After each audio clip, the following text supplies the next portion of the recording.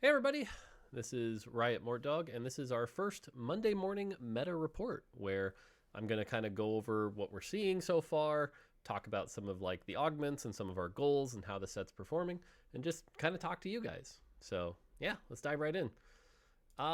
So some disclaimers about this first before we get started.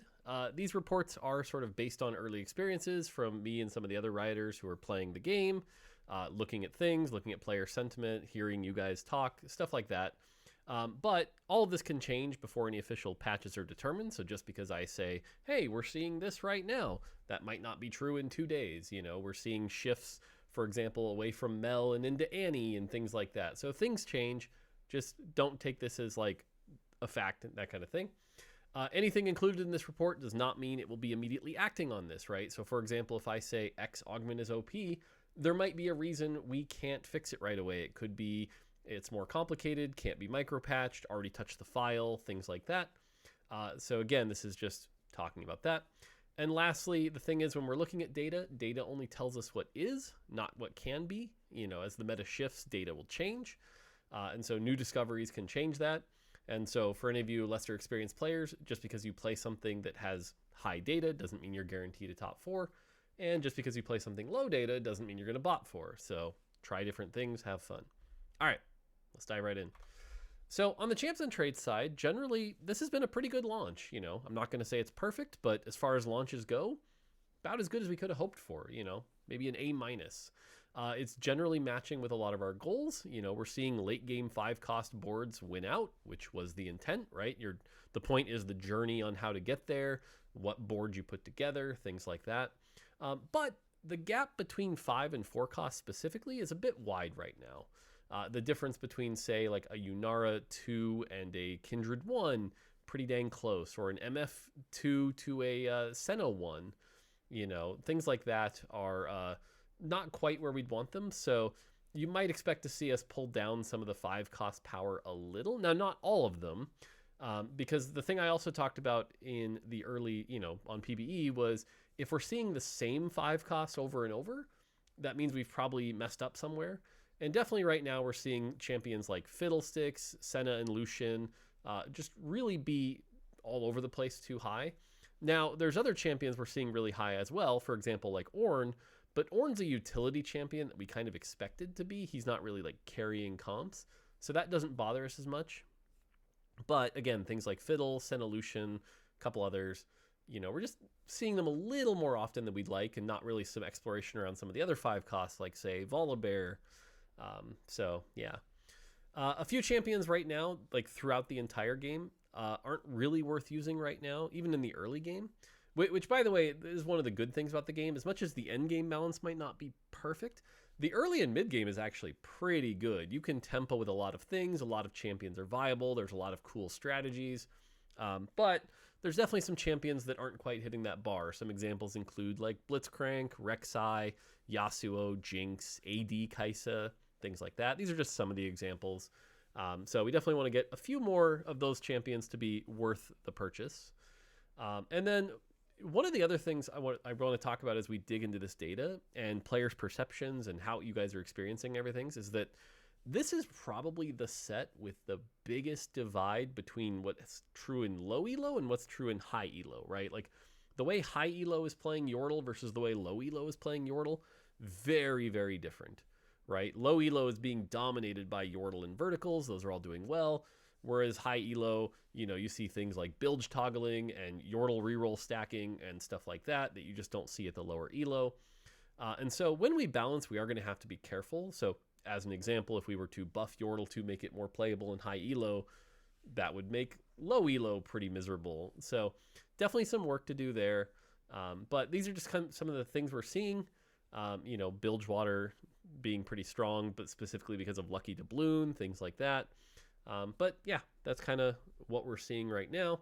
And remember, there is a B patch coming. This is airing Monday, so probably for you guys, literally tomorrow. We'll announce those notes and things like that. So yeah.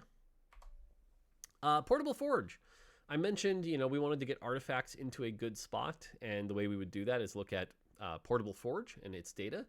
And the good news is it is below 4.4 at all stages. So mission accomplished. Now, currently, just so you're aware, it is strongest at 2-1 and weakest at 4-2. So it does drop off in power over time. That's just is what it is. I don't think it's really that big a deal. Looking at the data so far, there's a little room to go up. But what I will say is we have to be really careful here.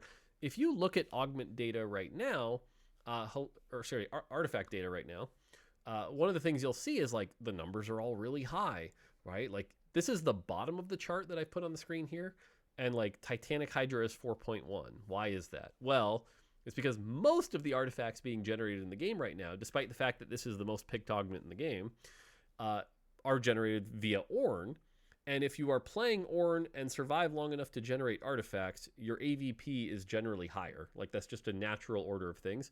So if you're using external sites to look at data like that, it's going to be a really, really rough comparison. So I wouldn't do that. That being said, we do think we have a little room to buff some of the bottom here. So it probably won't be in something like a B patch, but if you tell me right after the holiday, we're throwing out some buffs to things like Kappa Juice, Mogul's Mail, Titanic Hydra, things like that, I could believe it. So something to keep in mind. But overall, artifacts aren't being the giant problem. And there's definitely some fun ones out there, right? Horizon Focus being, I think, one of the big ones that's really doing well this set with all the CC and things like Brock. So, yeah. All right, on to augment data. So I'm not able to share with you the exact numbers. And I know some of you are going to be like, what? You can't share the exact numbers? It must be way offline.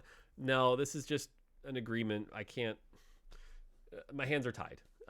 But as promised, I did want to talk about the overperforming augments, the things that are outside our bounds that we talked about, that 4.2 to 4.8.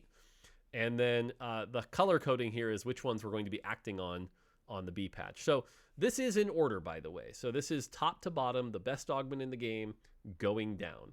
And you can see here, Demacia Forever, I think kind of a surprising one. I'm sure a few challenger players are like, oh yeah, I definitely knew that. But considering Demacia hasn't really been a problem, this augment is the top performing augment in the game right now. Pretty cool. Going Long was just overbuffed. Going Long is like one of the best Econ plus tempo augments in the game, which isn't really great. Late game scaling, this one was a mess up on our end. We look at something like Clear Mind. Clear Mind is 3 XP per turn, and late game scaling is only 2 XP per turn. Why is late game scaling so much better? Well, it turns out, A, when you take it, you get 2 XP right away. Why? And B, it works on PvE, so it actually ends up as much, if not more, than Clear Mind. So, so we'll probably be fixing that. The Jarvan and Shyvana duo augment is really strong. Slice of Life, this is a silver augment that's just performing really well. It gives you 2 5 costs at the end, which is really valuable. We're probably going to cut that down to 1 5 cost. Golden Egg, and I bring up Golden Egg, and again, this is where it sits in the data, but this is actually a pretty good sign, is that there's only a few augments outperforming Golden Egg. If Golden Egg is the top of our data, our balance is really, really good. So that's pretty cool to see. Mess Hall is really, really strong. Probably going to get a tiny nerf. Expected Unexpectedness, this is another one that we usually see pretty strong in our data, not too out of line. So right now there's no plans to change this. Infinity Protection, another one of the new ones. Little OP, nothing too crazy. Bronze for Life 2, which right now we're not planning on acting on, but we are in 16.2, where we're probably going to get rid of durability and change it to like armor and MR or something, so that'll come later. Pilfer, the new Pilfer is really strong, really fun. Econ plus some power with the Thieves Gloves, so that's pretty cool. And then Thorn-Plated Armor. And Thorn-Plated Armor is a really interesting situation because as we looked into it, we found it's bugged to be weaker than intended on stage 3. Which is wild because the augment's doing really well. So if we fix the bug, that'll buff it, which is bad given its placement here. So then we're going to nerf it probably. So these are the top performing augments. And like I said, definitely a few that I look at like Going Long and late game scaling and I'm like, oh God, we should have caught these. Mess Hall's a little strong, stuff like that. But the fact that this is where they are in relation to Golden Egg, pretty good start. So yeah. All right, and then the underperforming augments. And again, this is in order from the worst to the best. So the worst one in the data right now is the World Runes. And you're going to see a very, very clear, obvious pattern here. The World Runes, Flexible, Hard Commit, Trait Tree, Spreading Roots, Tactician's Kitchen, and Branching Out Plus are all emblem augments. So the emblem augments in our game are doing pretty bad. Part of this is the fact that like verticals aren't that good, but part of it is also people are learning how to use these emblems and what comps to cook with. Right now, people are barely learning the set, so cooking with emblems can be really, really tough. And part of it is just like the rise cap isn't quite as good as we'd want it to be. But all of this is to say that we're probably going to have to do a holistic solve here of like all emblem augments are going to get the same kind of buff rather than just like one by one. And right now our plan is that we're probably going to add some base stats onto emblems so that they're better to equip, that you don't feel like you're wasting an item slot. This will come probably in 16.2. It won't be before the holiday or anything like that. Maybe the C patch, but probably not. Can't promise that because that's a lot of changes for a micro patch. But just being vocal with you right now that if you take an emblem augment, they're underperforming. So they're definitely fun though. Their pick rates are good. Yeah. Other augments worth talking about. Oh, cooking pot. Cooking pot we are going to buff though just because it's fun, but it's the same kind of problem. World Runes, Rise is going to get buffed, so that'll help World Runes. And also, some Challenger players believe World Runes is actually good, so this is another case where people might just not know how to play it. Axiomata, this one needs some love, but it's going to take a bigger swing than we can do in a micro patch. Dumbify, this one being low is pretty standard. Typically, Dumbify and Golemify are usually pretty low and have decent win rates, and they have high learning curves. I don't know that we'll buff this one, but we'll keep an eye on it. Pandora's Bench. This one's in a really interesting spot. I think Pandora's Bench is actually right where it's supposed to be, and it reminds me a lot of some of these other high-risk, high-reward augments, but its win rate is actually above 12.5. It's sitting at like a 14%, which means the augment's doing its job. It's like, it's a low top 4 rate, but when it hits, you hit your 3-star 4 costs and you win and you do really well. That's probably where it's supposed to be. So Pandora's Bench, even though it's this low, probably is going to be fine. And then last is Zaheen Augment. I don't have it highlighted here because technically we're not buffing the augment, we're buffing the champ, but tomato. Zaheen will get some buffs. Yeah, he's just a weird champion. I think he's going to take some time to get right because when he's strong, there's certain fights when he's strong, it's frustrating, and when he's not, he's terrible. But certainly not living up to the hype right now. So, yeah. Last thing, a couple known bugs to talk about, and anything I don't list here, by the way, doesn't mean we don't know about it. In fact, a lot of the B patch is a bunch of bug fixes. What I'm covering here is bug fixes we know about that we're not going to be able to fix so that you're aware of them. The first one is that Veigar does get more AP from blue buff than intended. The way his passive interacts with blue buff's passive multiplies on each other, so you actually get more AP. So if you run a Veigar with a blue buff, he's stronger than intended. Be aware of that. Calling it out now. Best in slot Veigar is definitely blue buff right now. We'll hopefully fix it in 16.2 and then balance accordingly. Veigar's got some other issues. Veigar's spell can miss, which I really don't love that.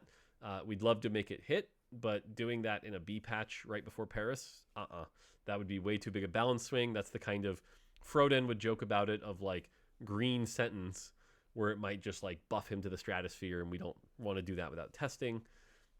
So just be aware of that. Like Veigar spell can miss. It's if people are moving, right? So like Veigar versus Singed is a very bad matchup.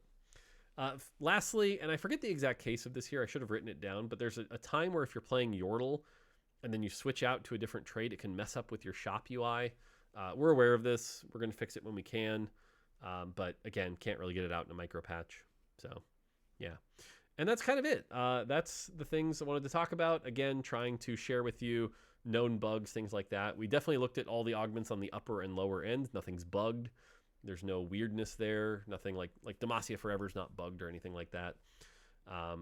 This is kind of the situation. And yeah, like I said, you can expect a smaller B patch tomorrow, mostly focused on augments, buffing champions mostly, and a few nerfs to some of the 5 costs that are like in every game. But again, mostly buffs and trying not to go too big. And then remember the scheduled C patch right after Paris Open. And then that'll be it for 2025 before we come back for 16.2. So there you go. Okay, this has been the first morning meta report. This will be the format each time. Short, sweet. Hopefully there you go. All right, that's going to do it for me. Until next time, take it easy.